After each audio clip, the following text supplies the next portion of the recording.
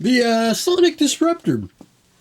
And most importantly, I'm getting better with my cold. I just, however, cannot imagine how much snot can come out of one person. But anyway, that's another subject. But I am finished with the M&R Disruptor. I finished it off with basically a crystal clear top coat, and wherever I had in here is where I keep Tester's dull coat, and I basically missed it, and it gives it a semi-gloss feel to it, or a sheen when you look at it. But anyway, it's done, and I got the invoice printed off, which is going to go to its new home in Starbase Studios in Oklahoma City. But anyway, very fun. I do got to show some of the things on here. There is some pinholes, which just the way it is, it's the way the molds are made. You can actually see them, but that you have to get up real close to see it.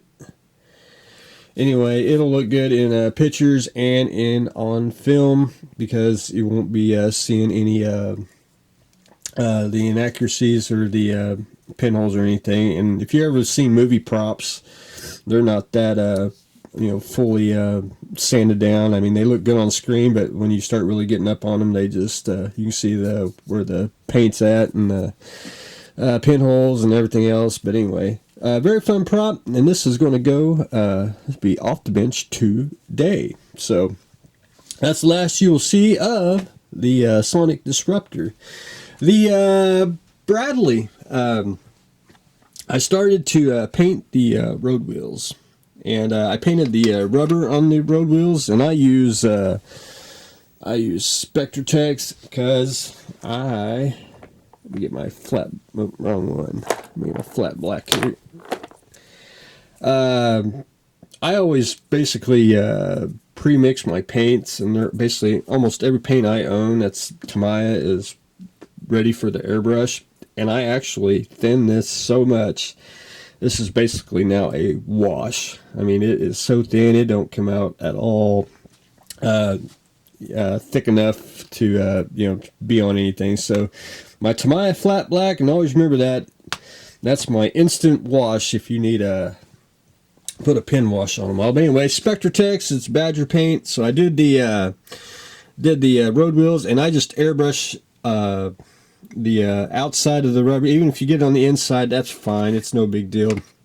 Even if you get way up in here, you're actually going to put the side skirts on, and it's actually going to hide a bunch of stuff. So, and it gives it shadow. You're basically painting and pre-shading at the same time. So I did get all the rubber painted on the road wheels here on both sides.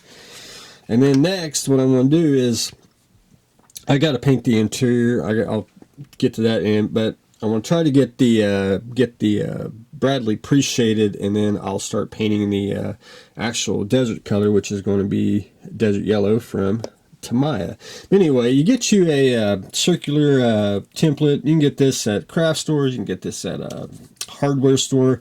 I got this at Steve's Wholesale for like $1, so it's a good investment, and you can always buy multiples if you want them just for painting templates. So for a painting template, just line up your road wheels like that. It's basically a number 14 right here, which basically fits it perfectly. You just spray it with your airbrush, and you got a perfect circle template for each road wheel. And you can just move along and paint your wheels that way. If you can take some tape, mask off the other holes, and you can just keep on going. It's just an easy technique. Most time I do this, but most of the time I just put the airbrush on a low setting and just go from basically the center out, light the dart, and just fill them in. That way it gives a little bit of shading in it, and that's just the way I do it. But anyway, starting to paint the road wheels. And then next I'm going to finish painting the interior, so I can get the hull on and get the side skirts on, and probably the track after I get I'm kind of ahead of myself, but anyway, I'll just see how it goes. But anyway, one thing I got to tell y'all, is I like to assemble before I paint, because you always miss something if you paint as you go. If you notice the turret right here, see, I didn't paint that because I didn't think about it when I was putting the painting the turret parts of the colors. So it's always good to assemble first, and then you can paint everything. At least you can see it. So I gotta shoot some more the sky base color there, and then I'll be able to put the olive drab in the seats and get some little painting. And then we can get the hull on, and then get the side skirts on, and get it assembled. I'll talk about the tracks later. I do like rubber tracks. I think and most people don't, but I do. I like the color and everything of it. I think they're it's more natural looking than painted ones. But anyway, we'll talk about that once we get the tracks on. The Hellcat. I did have to add a spot of putty on the top here just to get it all basically smooth out. I tried to sand it without any putty on here, and it just was uneven, and finally the red putty just smoothed it out. And man, people trying to call me. Then I went ahead and finished painting the inside of the cockpit, which is just my cockpit green. And what I'm going to do now is put a wash on here just to get it, just what you can see. And there's the little decal that goes on for the control panel. I'll put that on, and we'll be good to go on that. But anyway, the Hellcat, we're going to use Tech Mod decals, and we are going to make the Mincy 3 here.